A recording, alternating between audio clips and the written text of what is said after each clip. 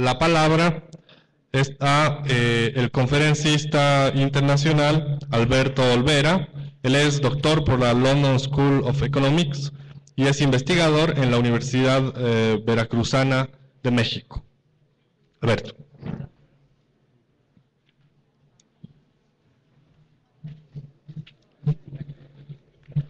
Muy buenos días a todos ustedes.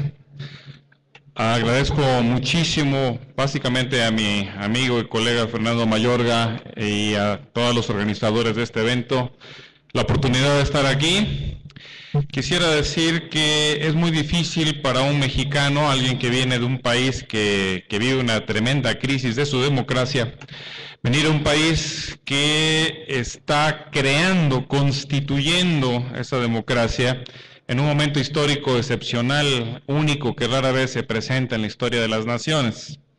Así que frente a esta circunstancia, uno siente de inmediato que es poco lo que se puede aportar a un país en estas circunstancias. Sin embargo, yo quisiera aprovechar la oportunidad para dar un enfoque que yo llamaría realista de las democracias en América Latina y poner algunos ejemplos, algunos casos de la región que, sin ser equiparables de ninguna manera con la experiencia particular de Bolivia, nos podrían dar algunas luces sobre riesgos que se corren en la construcción de la democracia, así como en las oportunidades que la propia historia nos ofrece. Permítame empezar diciendo que uno de los grandes problemas que tenemos al hablar de democracia es que partimos de un concepto normativo, es decir, que nos dice lo que debería de ser. La democracia debería ser un Estado de Derecho, ciudadanos con acceso a sus derechos individuales, una división de poderes efectiva, etc. Tenemos una definición normativa que rara vez se cumple en la práctica. Y que no solamente se cumple rara vez en la práctica, sino que además nos divide fuertemente el estado de la sociedad. La democracia es ejecutada a través de un Estado que gobierna en base a una serie de leyes que se ha dado a sí mismo cada pueblo sobre la base de pactos constitucionales. Bueno, el hecho real es que en la práctica el Estado y la sociedad no están tan separados. En ninguna parte del mundo, pero particularmente en nuestra región, utilizar esta conceptualización nos da más desventajas que ventajas, porque no nos permite entender el proceso real de la política. El proceso real de la política, y ustedes bolivianos son grandes maestros internacionales en esta materia, es una interacción continua entre los distintos niveles de gobierno y distintos actores sociales en una serie interminable de conflictos que se resuelven de una manera u otra, digamos, por vías institucionales o negociaciones particulares. Y no, aunque ustedes tienen la sociedad, si se quiere, más movilizada y más conflictiva de América Latina hoy, y también la más creativa, hemos de decirlo, esto no significa que los demás países de la región no vivan una situación muy parecida, que se expresa, sin embargo, de otras formas, dependiendo de la historia de cada lugar. Con esto quiero decir que para entender la democracia realmente existente, es mejor tomar un enfoque que reconozca desde el punto de partida, desde el origen, esta vinculación estrecha constitutiva entre el Estado y la sociedad. De manera que tenemos que hablar en América Latina de democracias, no de una democracia en abstracto, y de democracias, cada una de las cuales depende de la naturaleza de las sociedades que las han constituido. Hay un autor que me ha servido recientemente de inspiración para hablar en estos términos, que se llama Joel Migdal, que es un antropólogo y politólogo norteamericano que viene de una larga tradición de antropología política, que dialoga muchísimo a su vez con antropólogos de la India, que tienen también una larga tradición de estudiar precisamente estos vínculos entre la sociedad y el Estado, particularmente uno que me encanta, a mí me parece el más creativo, que se llama Partha Chatterjee, que justamente definen estas cosas. Ustedes lo conocen seguramente a Chatterjee, que ha venido entiendo yo por esos lados, por lo menos en Perú es muy conocido. Permítanme decirles entonces que si uno asume este punto de partida, uno debe preguntarse entonces, cuando habla de democracia, tiene que preguntarse primero por la sociedad. Entonces me dirán que estoy invirtiendo el orden de los factores, pero en realidad una comprensión realista de la democracia nos obliga a ello. ¿Qué sociedad encontramos frente a nosotros con toda la diversidad de América Latina? ¿Qué sociedades encontramos generalmente en nuestros países? Bueno, son sociedades que históricamente fueron muy desarticuladas y fragmentadas en el espacio. A pesar de que Bolivia, digamos, tenga la orografía, una geografía terriblemente complicada y ha sido un país históricamente incomunicado, esta incomunicación no es privativa de este país, sino caracterizaba a casi todos los países de la región. El mío, México, que tal vez ustedes tengan una referencia de México como un país un poco más desarrollado, era un país que tenía pocas carreteras y pocas vías de comunicación, para serles franco, más allá de ciertos troncales centrales que atravesaban el ferrocarril en el siglo XIX y algunas carreteras al principio del siglo XX. La verdad es que la construcción de la infraestructura de comunicaciones en México es relativamente reciente. Y lo mismo podemos decir de otros países, Colombia, que es un país tremendamente incomunicado, Perú ni se diga, Ecuador también, digamos, en su propia dimensión, Venezuela igualmente. Si ustedes empiezan a ver país por país, en realidad lo que tenemos son sociedades sumamente fragmentadas, fundadas en lo local, no tanto en un sentido de lo nacional. Es más, en un país de profunda raigambre indígena como es México, que tal vez ustedes no lo vean hoy como un país indígena, pero fue un país profundamente indígena de toda su historia y hoy día todavía tiene el 12% de su población indígena. Era un país donde en el siglo XIX esta población no se reconocía en la nación, no se reconocían como mexicanos. México era una entelequia, era una creación de las élites políticas y económicas nacionales. Y asimismo, esta situación se repetía país por país en América Latina. La nación fue un mito fundacional, digamos, que le permitió a las élites políticas constituir gobiernos, estados y poco a poco desarrollar lo que un famoso autor que muchos de ustedes conocen, Benedict Anderson, llamó el imaginario nacional, ¿no? La construcción de la imagen de la nación.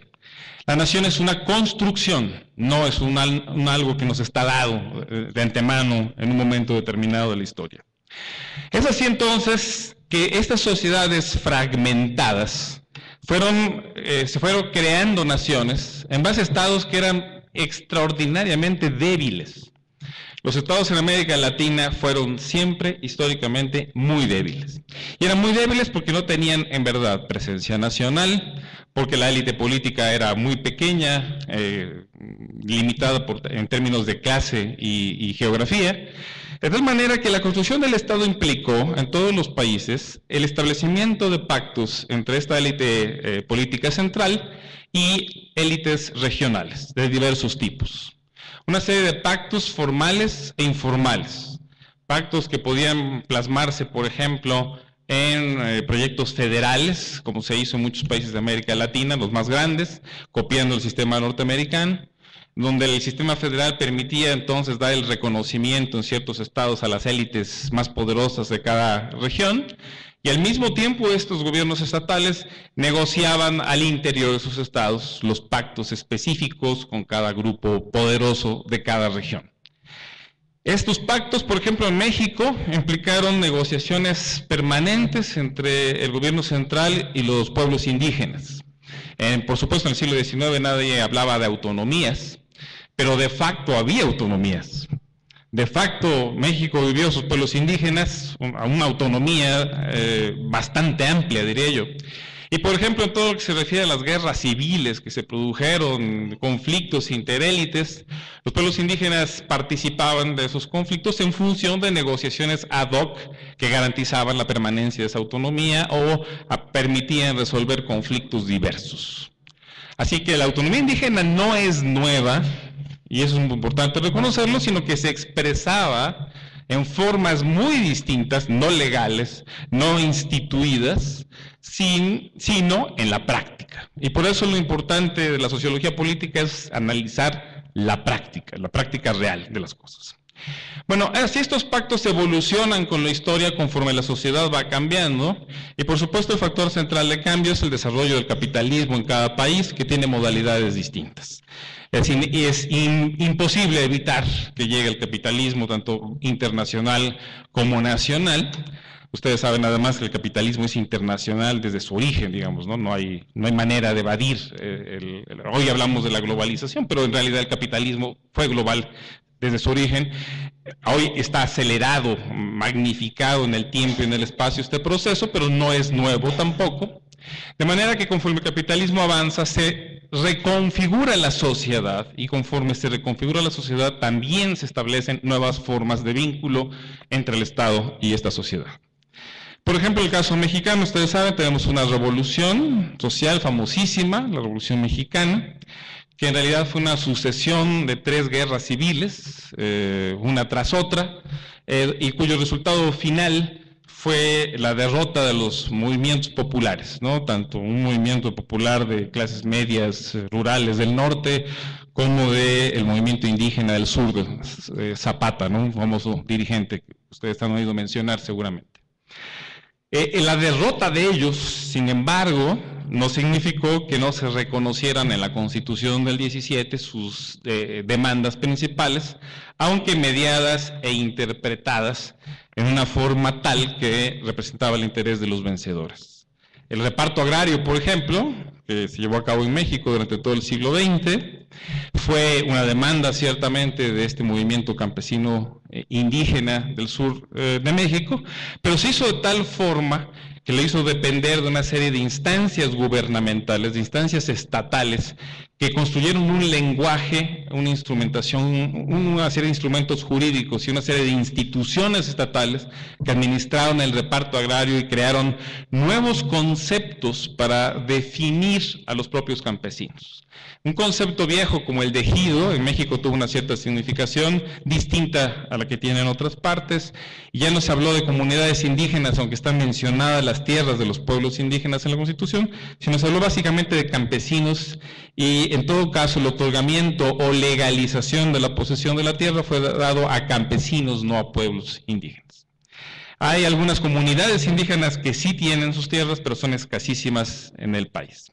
Bueno, pongo estos ejemplos simplemente para hacer notar este cambio de relaciones, y por supuesto con el capitalismo viene la emergencia de una clase obrera, por consiguiente de sindicatos, y el papel de los sindicatos va a ser también distinto en la política en cada país dependiendo de las condiciones históricas. En el caso de México hubo una integración forzada de los sindicatos al partido oficial que se fue constituyendo en México, así como los sindicatos jugaron un papel central en buena parte de la historia política brasileña en el siglo XX, en varios ciclos, y lo forman hoy también, así como el caso argentino, el sindicalismo es la fuerza principal detrás del peronismo histórico, no contemporáneo, pero sí histórico, y los sindicatos fueron una fuerza central de la vida pública chilena durante toda la historia. En fin, podemos encontrar a los sindicatos entrando también como una fuerza política. Y dependiendo de su fuerza relativa de esta clase obrera, pues también tenemos distintos arreglos jurídicos, institucionales y políticos en cada lugar. Bueno, estoy haciendo esta larga historia, y disculpen que me esté extendiendo un poco, para hacer notar que no es conveniente que pensemos al Estado y la sociedad por separado. Cada tipo de sociedad logra constituir determinadas formas de Estado, las democracias en general siendo, insisto, una especie de modelo deseable y no una realidad práctica en donde siempre encontramos esta mediación con los sujetos sociales. Por ejemplo, en México la democracia formal siempre fue reconocida en la Constitución desde 1857, en 1917 también, y nunca, jamás México tuvo democracia electoral, sino hasta 1997 en adelante. O sea, tenemos una historia de 150 siglos de democracia formal constitucionalmente establecida y fácticamente inexistente. México tiene el más largo historial de elecciones continuas que hay en América Latina. Nunca dejó de haber elecciones, ni en la dictadura de Porfirio Díaz, ni en la dictadura del PRI, siempre hubo elecciones. Entonces, si ustedes van a eso, se cumplieron las formas. El asunto es que las formas no se correspondían con los contenidos. Bueno, para ser más breves, ¿a qué me estoy refiriendo entonces? Que todos esos países tienen algunas características compartidas, sobre todo lo que yo llamaría en primer lugar una debilidad histórica de la ciudadanía.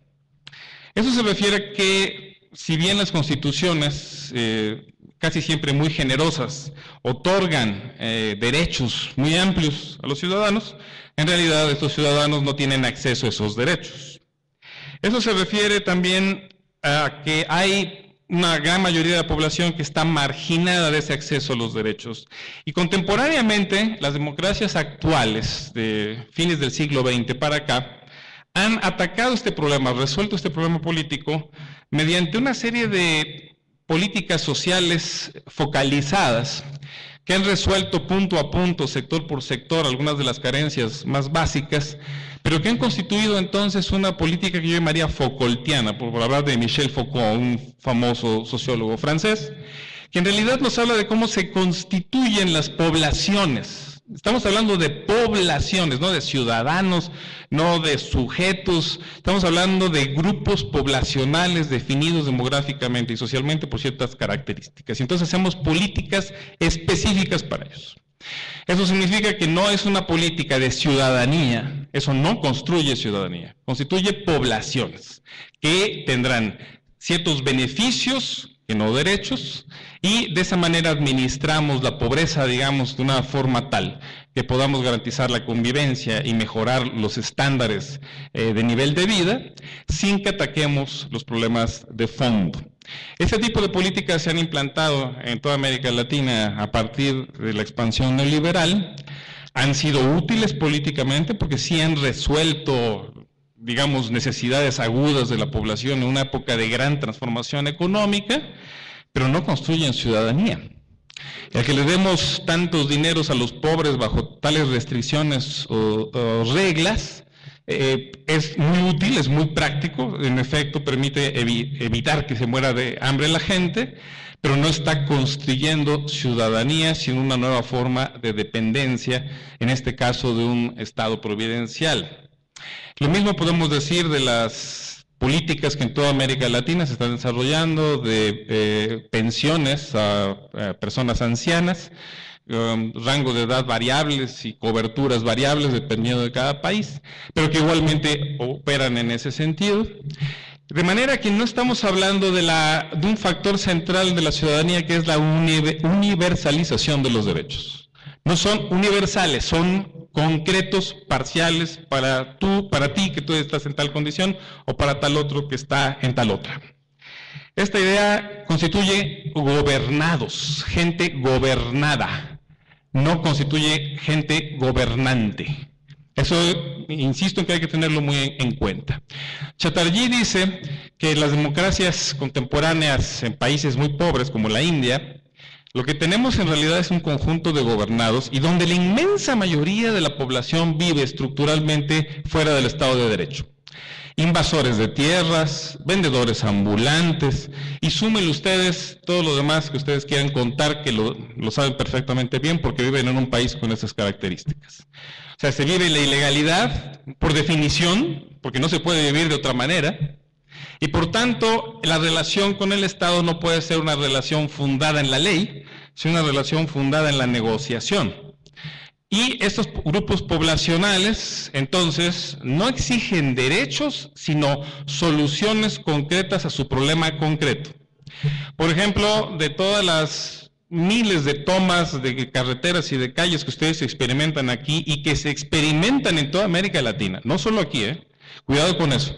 En México se experimentan tomas de calles todo el tiempo, en muchas partes de México. La Ciudad de México tiene 5 manifestaciones diarias. Mi ciudad capital de una provincia que se llama Veracruz, hay que hacer cola, hay que hacer fila, decimos, ¿no? Para poder ocupar la plaza pública, porque siempre está ocupada. O sea, no es nada más aquí. O sea, digo, no con el carácter verdaderamente masivo, extraordinario, impresionante de Bolivia, pero ciertamente ese fenómeno existe. Y vayan ustedes a cualquier país y también, digamos, de una modalidad o de otra, pero existe. Bueno, esos sectores, ¿qué quieren? Bueno, tapan una calle porque no les han metido agua potable, vamos, ¿no? O tapan una calle porque no les han legalizado un terreno o porque no les compraron algo, ¿ok? Este tipo de movilizaciones no son heroicas, cuidado, no son heroicas, nada heroicas tienen, no son ciudadanas tampoco. Están pidiendo reclamos específicos para problemas específicos. Y lo que eso habla entonces es de la debilidad del Estado, de la debilidad de la ciudadanía y de la única urgencia fáctica, material de resolver los problemas como se pueden resolver, uno por uno, ad hoc. Yo negocio contigo, te doy esto y ya, nos quitamos de ahí. Y se convierte eso en un lenguaje, en una cultura política. Y es parte de la cultura política. Yo ya sé que como este Estado no funciona, no resuelve, hay que tomar la calle porque es la única manera que me haga caso o de resolver en mejores condiciones mi conflicto, no el conflicto de todos. Y esta es una situación que en la actual etapa neoliberal también abarca a los sindicatos. Como los sindicatos se han visto sumamente golpeados por la desindustrialización en varios países o por el cambio en la composición industrial, eso genera que muchos de los sindicatos, lejos de convertirse en sujetos promotores de derechos universales, que es lo que históricamente hizo el sindicalismo a nivel internacional, se conviertan en defensores de derechos particulares. Y esto es una cuestión clave. Por ejemplo, en mi país, el sindicato magisterial, el Sindicato Nacional de Trabajadores de la Educación, el sindicato más grande de América Latina con 1.200.000 miembros, es una fuerza política por sí misma que impide la reforma de la educación. En México no falta dinero para la educación, no falta, no es verdad que es una cuestión financiera en mi país. El problema es político. ¿Quién controla la educación? Y hay un pleito entre el Estado y el sindicato. El sindicato es un sindicato corporativo con dirigentes cuasi mafiosos, que es profundamente antidemocrático. Tenemos dirigentes con muchos años y verdaderamente, créeme, con mucha violencia interna. Y esos sindicatos impiden cualquier reforma que permita la mejora de la educación. La educación en México es muy mala, malísima. Y lo malo de esa educación no tiene que ver con la falta de recursos. El problema es político y básicamente se le llama sindicato. En México, no digo aquí que no tengo la menor idea, pero en México así es. Y es así también, y ha sido por ocasiones distintas. En Perú ha sido un problema también del mismo tipo.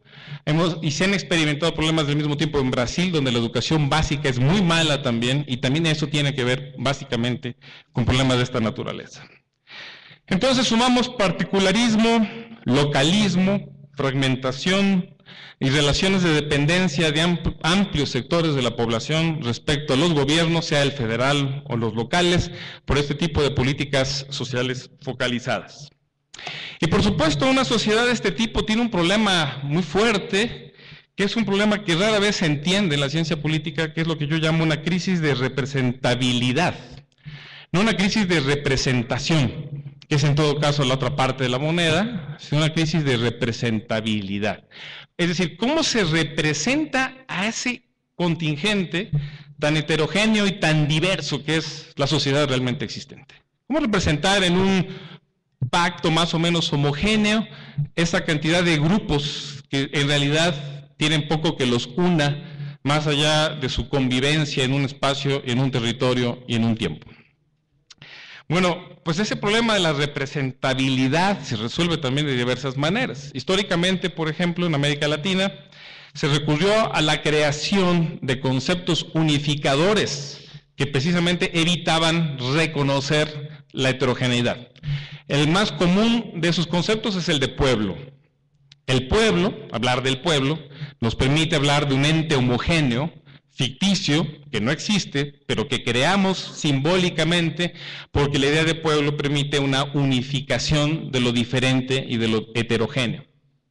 Por supuesto, para que el pueblo pueda existir materialmente, es decir, como práctica, se requieren mediaciones organizacionales y mediaciones representativas.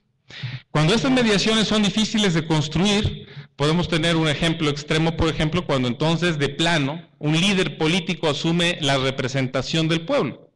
El populismo clásico, histórico, es esa idea de que un líder político puede representar a todo el pueblo distinto, porque es el factor de unificación. Y esta es una idea que no es latinoamericana, ¿eh? Esto es algo que viene de Europa, incluso que está debidamente teorizado. Hay un famoso politólogo alemán, Carl Schmitt, quien creó en realidad el concepto que le da fundamento a esta idea. Él decía que si la democracia parlamentaria era cooptada por intereses sectoriales diversos, era necesario trascender ese nivel y por consiguiente pensar en un factor de unidad, y el factor de unidad era el líder, la idea del líder, el líder que unifica a todo el pueblo. Bueno, esto es un problema porque, como ustedes saben, el pueblo no es una unidad, es una heterogeneidad. Y precisamente por eso es importantísimo entender cómo definimos y cómo le damos cauce a esa multiplicidad de intereses dispersos. Ahora, permítame decir rápidamente, estoy tardando de más, ¿cómo se traduce eso como una debilidad del Estado? Esa sociedad fragmentada que ya describí ampliamente se corresponde con un Estado débil. Y es débil porque tenemos un constitucionalismo débil históricamente en América Latina. Hemos tenido constituciones muy buenas. Por ejemplo, la constitución más reciente, la de ustedes y la de Ecuador, son constituciones fantásticas. Es decir, como documentos normativos, son extraordinarias, son las más avanzadas del mundo. El problema no es ese, porque México tuvo en 1917 la constitución más avanzada del mundo también. Y si nos vamos con cada país, en 1988 la constitución de Brasil parecía la más avanzada de América Latina, y tal vez en cierto sentido del mundo. La constitución de 1991 de Colombia es una buena constitución. Y si nos vamos hablando de buenas constituciones, yo creo que ahí sí América Latina se lleva la palma. Somos buenos constitucionalistas. El problema no es lo bueno de la Constitución. Digo, por supuesto es deseable tener una buena Constitución, es fantástico. El problema es cómo se traduce en instituciones operativas y en relaciones claras entre el Estado y la sociedad. Eso normalmente toma muchos años en construirse, muchísimos años, y puede derivar en versiones bastante distintas de la realidad constitucional. Entonces, esto sí lo digo como llamada de atención, como mexicano y latinoamericano, que no debe haber un culto a la Constitución, sino una construcción deliberada y consciente de los instrumentos que permitan aterrizarla. Bueno, pero no solamente tenemos un problema muy frecuente en América Latina de una ilusión constitucional, que generalmente no se corresponde con las posibilidades reales de aplicarla, sino además tenemos un problema estructural de los sujetos principales de la democracia. Los sujetos principales de una democracia occidental son los partidos políticos. Porque nosotros votamos por partidos políticos, sean de un tipo o de otro, sean muchos o sean pocos, sean regionales o nacionales. El problema es que hay una intermediación política. Y generalmente tenemos en los partidos políticos varios problemas. No creo que este sea el caso en un país en plena construcción como el de ustedes, pero en los demás de América Latina tenemos una superficialidad programática terrible, un alto faccionalismo personal y grupal, la dependencia de líderes carismáticos y de facto, para todo fin práctico, la inexistencia de verdaderos partidos políticos dignos de ese nombre en muchos países de la región. Perú es un país sin partidos políticos propiamente dichos. Colombia tampoco tiene partidos políticos, tiene agrupaciones partidarias, diríamos, no partidos políticos formales. En Ecuador tampoco, el presidente actual ha formado su partido desde el poder, como lo hizo de alguna forma, aunque empezó por un frente de partidos, el presidente Hugo Chávez, en la práctica en años recientes está construyendo desde arriba un partido político. Bueno, o sea, tenemos una serie de situaciones, y en ausencia de partidos propiamente dichos, tenemos un problema de operación de la democracia. En México hay 3 partidos muy fuertes, el PRI histórico, el PAN de derecha, el PRD de izquierda, pero como si no hubiera partidos tampoco. ¿Por qué razón? Porque esos partidos no tienen ideología, no tienen realmente muchas diferencias sustantivas entre sí, y en el acto de gobernar han demostrado ser más parecidos que diferentes. Entonces tenemos que, como una colega mía en México dice, en México la democracia sirvió para que votáramos por el PRI en el PRI, o por el PRI en el PAN, o por el PRI en el PRD, ¿no? Bueno, y eso es una muy buena expresión poética de una realidad fáctica, que los partidos, una vez en el poder, se comportan todos como partidos en el poder, digamos, y ya no hay mucha diferencia entre sus prácticas. Bueno, ¿qué pasa en la relación directa, más directa entre Estado y sociedad? Que en realidad los gobiernos dependen altamente de intermediarios políticos locales o sectoriales. O sea, la cadena de conexión política es con intermediarios políticos, locales o sectoriales. Se tienen que respetar cuotas de poder de actores hegemónicos. Mientras más corporativo el país, más necesidad de este respeto. Hay que respetar además cuotas de mercado y poderes monopólicos o oligopólicos a grandes empresas. Y esto, aquí empiezo a introducir el problema del mercado que no había tratado hasta el momento. El problema es que un sistema electoral es muy costoso y se ha vuelto cada vez más costoso conforme la sociedad se ha vuelto mediática.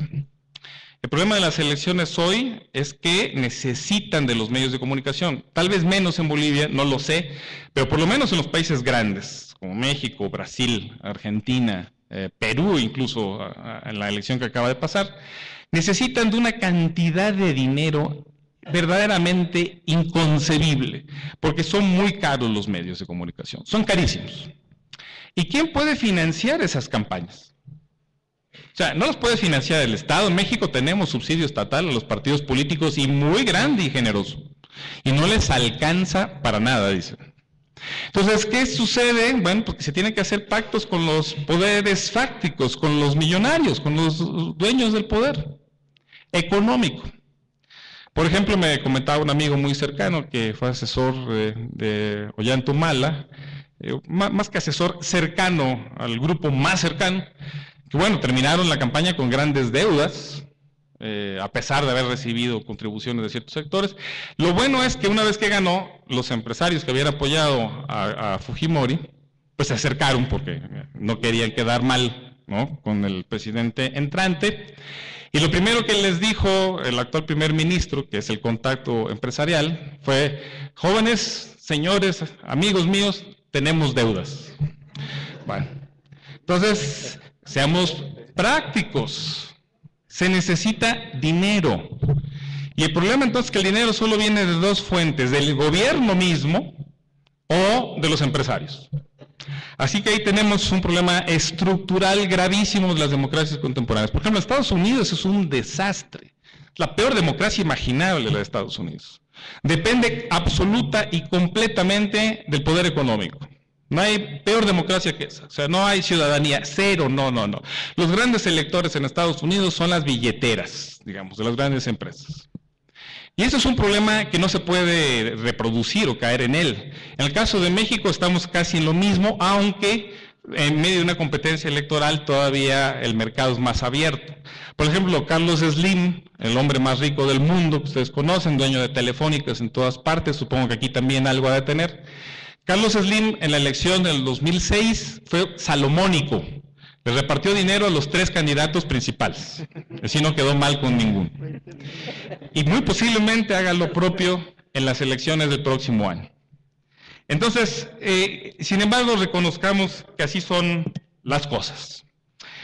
Bueno, rápidamente, el problema de este modelo que estoy diciendo es que se traduce en otro problema adicional más grave, en el gobierno como gobierno. Es decir, en el gobierno como institución operativa. ¿Qué es lo que yo llamo la precariedad institucional del Estado? El Estado democrático de esta naturaleza es muy inoperante, es decir, tiene una mala calidad de gobierno. Y esta mala calidad del gobierno está dada por un problema estructural que es inevitable. Que un gobierno, para actuar, necesita de una burocracia profesional. Si no tiene burocracia profesional, no actúa bien. Eso lo sabemos desde Weber, digamos, ¿no?, hace mucho tiempo, desde el origen. Les pongo un caso para ejemplificar lo que estoy diciendo. En México, cada cambio de gobierno cada cambio de gobierno, aún dentro de un mismo partido, por ejemplo de Fox a Calderón en 2006, cambiaron de puestos 50,000 personas en la alta dirección del Estado. Y me refiero a los altos puestos de dirección. Quién sabe cuántos habrán cambiado más abajo. No tenemos servicio civil de carrera, no tenemos una burocracia profesional. Entonces hay un personal de base, el más operativo, pero todas las esferas de mando cambian continuamente. En el caso de Alemania, cuando ha habido cambios de gobierno y de partido del gobierno, el número de cargos que cambian son 3,000. Y es un estado más grande que el mexicano, el de Alemania. Ahora, ¿qué significa eso? Que en Alemania hasta el director general de un ministerio es servicio profesional de carrera. O sea, está ahí de siempre. Entró por concurso, ha ido ascendiendo poco a poco por méritos, etcétera, ya está ahí. Hay países, por ejemplo, Bélgica, hoy día, que han pasado 1 año y medio sin gobierno, por conflictos parlamentarios. Y los belgas están más felices ahora que con gobierno. Dice que funciona mejor el país. En el caso de Italia, el tercer país más desarrollado de Europa, desde que terminó la Segunda Guerra Mundial hasta 1994, los gobiernos no duraban más de 1 año.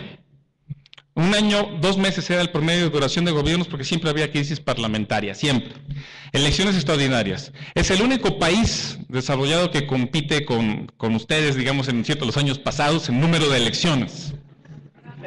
Y tal vez ahora, muy próximamente, se vuelva lo mismo. Bueno, pues Italia, con gobiernos de 1 año y 2 meses, se desarrolló como una potencia capitalista extraordinaria. Pero tiene también un cimiento muy fuerte, que es un servicio profesional de carrera. Más fuerte del norte, menos fuerte en el sur, pero un estado estable. Entonces, en nuestros países no tenemos servicio profesional de carrera en general, y tenemos un estado muy, muy malo. Y discúlpenme la claridad, pero yo creo que hay que decir las cosas como son. Entonces, en México tenemos malos gobernantes porque no saben su negocio. El arte de gobernar es un arte complejo y requiere especialización, lamentablemente. O sea, tenemos políticos, hay políticos en el mando que pueden tomar decisiones, sí, pero el arte ya específico de hacer las cosas requiere especialización. Este es un mundo complejo, este nuevo mundo no es para improvisados. Y eso nos habla de un problema grave, porque por supuesto que los políticos en general, en países en flujo, en democratización, especialmente como el de ustedes, son nuevos en la escena política, y más ustedes contienen un proceso de inclusión política extraordinario reciente. Entonces es lógico que tengan una clase política nueva, y está muy bien, es normal, es natural. El problema es que de esto viene un problema posterior, que una vez que se está en el gobierno, la gente empieza a aprender, desarrolla habilidades que son necesarias. Y si las pierden porque ya se van en un proceso de circulación, que por otro lado impide que se haga en una élite, ¿verdad? Impedimos que se haga en élite y circulan, pero si eso sucede, por el efecto colateral dañino es que nunca tenemos especialización suficiente. Por ejemplo, en México no hay reelección para ningún cargo en ninguna parte, y tenemos gobiernos municipales de 3 años. Entonces, los gobiernos municipales de 3 años se refundan completamente cada 3 años.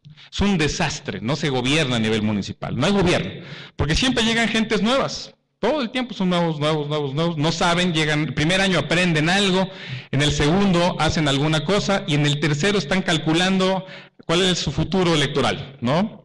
Y ya no gobiernan tampoco. Entonces, tenemos que hacer algún tipo de equilibrio, y eso es un equilibrio delicadísimo, entre la necesidad de la especialización de la clase política, porque también ser parlamentario es una especialización, y la clase política funcional, de los funcionarios públicos. Se requiere un nivel de especialización técnica. Entonces, ¿cómo y hasta qué punto también permitir la circulación? Es el gran reto de la construcción de un Estado democrático. O sea, el Estado necesita especialización y especialistas, tristemente, porque no es bueno. Por ejemplo, el Partido Verde alemán, ya hace muchos años, en los años 70 y 80, estableció que para evitar la formación de una oligarquía política partidaria, prohibiría la reelección de sus propios miembros al Parlamento, o sea, que no se presentaran a la reelección, y que en los lugares donde ocupaban el gobierno duraran más de un periodo en el gobierno. Hicieron eso desde 1977 hasta 91, 92, no me acuerdo exactamente cuándo, hasta que se dieron cuenta de que eso era infuncional. Estoy hablando de Alemania, donde sí hay un servicio profesional de carrera. Era infuncional porque los dirigentes que ya se destacaban y eran reconocidos y demás dejaban de ser dirigentes, y por supuesto el electorado ya no reconocía al siguiente dirigente con la misma rapidez, y los funcionarios que habían aprendido algo, por ejemplo, en la parte ecología, que era la parte que a ellos les interesaba, resulta que eran cambiados y también el que venía no tenía necesariamente el mismo expertise. A veces salía muy bien la jugada, a veces era mejor el que llegaba, pero con mucha frecuencia tenían un problema de continuidad. El Partido Verde Alemán dejó de lado esa disposición y ahora se permite la reelección y permanece más tiempo en los cargos. Entonces, hay un señor Michels, un sociólogo alemán, que habló de que los partidos eran intrínsecamente oligárquicos. O sea que la política partidaria conducía casi indefectiblemente a la oligarquía. Bueno, y es cierto, tristemente, y por tanto, si sabemos que así es, la cuestión es cómo inventamos reglas que reconozcan la necesidad de cierta profesionalización y al mismo tiempo impidan una plena oligarquización. Ese equilibrio es uno de los grandes retos que hay que mantener, y así como en el gobierno tenemos que tener el equilibrio entre cómo ponemos funcionarios y cómo los rotamos para que no se constituyan en intereses creados en mafias organizadas, que eso sucede cuando los estados son débiles, y los podamos rotar en un momento determinado. Bueno, dicho todo esto, también tenemos que decir que la experiencia en materia democrática en América Latina, en materia de formación de mayorías, es muy variada. Tenía una discusión en México hace unos días con personas que han sido partícipes esenciales de la transición a la democracia electoral, y hay ahora un manifiesto que exhorta a los partidos a formar coaliciones de gobierno, porque en este momento el partido que gobierna no tiene mayoría en la Cámara ya desde hace 2 sexenios. Bueno, yo les comentaba que hay otras soluciones a ese problema que tenemos disponibles en América Latina, no siempre muy deseables. Por ejemplo, el PT gobierna desde la época de Lula con menos de 1/5 de los diputados. Perdón, ya me pasé, me emociono demasiado, perdonen ustedes.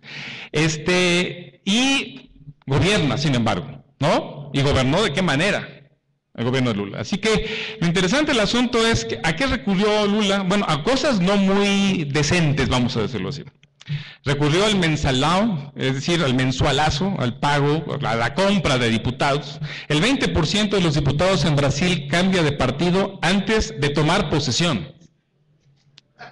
Eso no habla de una democracia muy institucionalizada. Y tomamos a Brasil como ejemplo, hoy día, de éxito. Bueno, pero la democracia no es muy institucionalizada. 20% cambia de partido. Se compran a los diputados. Hay un sistema de clientelismo espantoso, digamos, ahí en la Cámara de Diputados. Y además el vicepresidente de Lula, el primero, en su primer gobierno, era de un partido de derecha extrema, diría yo. Y gobernó con ese vicepresidente para poder formar una coalición de gobierno, precisamente.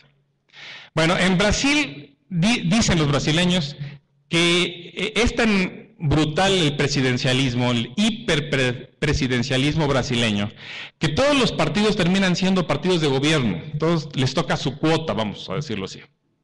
Bueno, el problema de eso es que es una democracia muy costosa, verdaderamente la brasileña, un poco ineficiente, y con un parlamento, con una Cámara de Diputados y de Senadores que deja mucho que desear. Y sin embargo, opera, digamos. Ese es un ejemplo de... Ahora, las coaliciones que ha hecho Correa o que está haciendo Ollanta-Humala, son coaliciones muy ad hoc, muy poco estables. Nos habla de una democracia precaria, precisamente por la precariedad de los partidos y por incluso su carácter regional. El PT era un partido regional, todavía cuando Lula ganó su primera elección. Apenas ahora se ha convertido en un partido nacional gracias a su propia política social, pero antes no lo era. Bueno, todo esto se los dejo como una sucesión de retos y reflexiones que nos habla entonces de que es conveniente que cuando hablemos de la democracia que vamos a construir, no hablemos de la democracia en abstracto, sino de la democracia en concreto. Es decir, para esta sociedad, para este país, para estas circunstancias históricas. Y dado que ustedes están haciendo hoy día una labor notable de innovación democrática, que es, creo yo, ejemplar para el mundo, es muy bueno tener en cuenta estas previsiones. Muchas gracias.